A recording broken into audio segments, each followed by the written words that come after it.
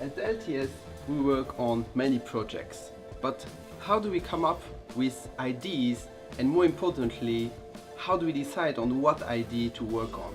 Okay, so the project selection in LTS works the following way. You would come up with a one-page summary of your product, Putting it on the paper in a way that everyone can read it from afar and that it looks nice. and just stick it up on the wall.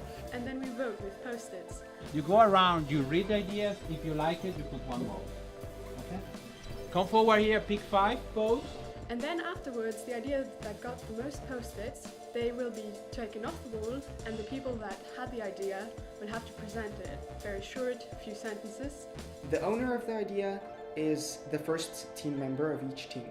Then afterwards, all the other people will join them in teams. The process is very simple. This is how we do it in the class. Okay? I'm gonna count 1, 2, 3, go.